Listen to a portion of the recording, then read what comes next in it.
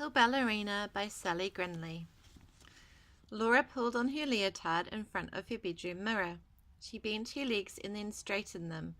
It was a perfect plie. "Hurry up," said Laura's mother. "You don't want to be late for ballet school today." Laura opened a cupboard and took out her best ballet shows. Today the school was putting on a show. The Big Bad Dog and the Two Little Kittens. Laura had a part as a rabbit. She couldn't wait to dance in her first show. "Good luck," said Laura's mum on the way to school. At the school, Laura looked for her best friend Miranda, but she couldn't see her anywhere. The other children chatted happily as they put on their shoes. "In you come," said the teacher, Mrs. Beth. "Straight to the bar and warm up." Laura stood at the wooden rail. "Where's Miranda?" she wondered. "Hold on to the bar," said Mrs. Beth. "Feet in first position, in gentle plies in time to the music." Then they practiced the 5 positions. First, Laura stood, heels together and toes turned out to the side. Then she pushed her feet apart in second position.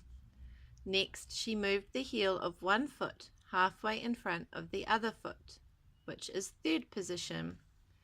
Then she put her right foot in front of the left, a foot's length between them, fourth position.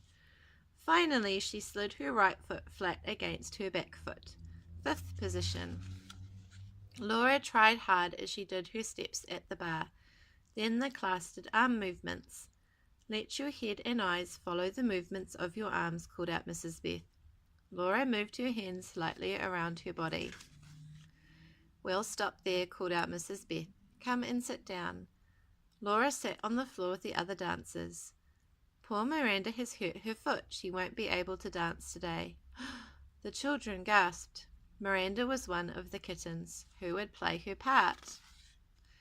"I'd like you to take her place, Laura. You have already practiced all the steps with Miranda." Laura felt excited and scared at the same time.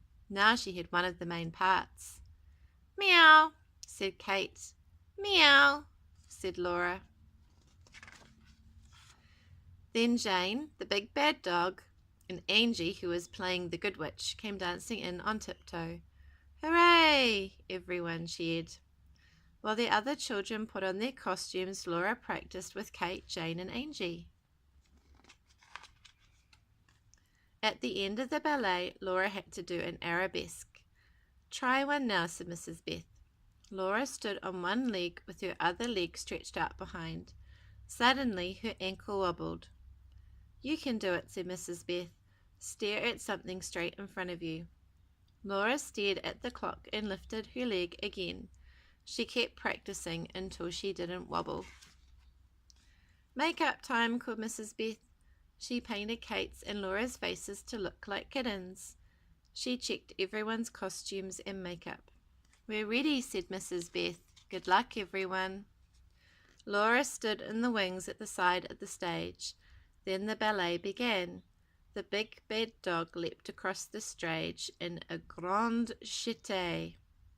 Behind her came the good witch and the rest of Laura's class. Then it was Laura's turn to go on stage. Her heart beat faster. "Pas de chat," Laura said to herself as she and Kate jumped sideways across the stage like cats. In the front row, Laura's mother looked surprised.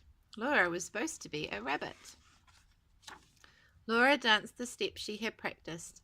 The music helped her and she began to feel like a kitten. She forgot all about the audience. Then it was time for the arabesque. Laura stood on one leg and raised the other. She felt her ankle start to wobble. Then she spotted a clock and stared hard at it. She balanced perfectly. The ballet ended and the audience began to clap. They took their bows. Laura thought being a ballet dancer was the best thing in the world. The end.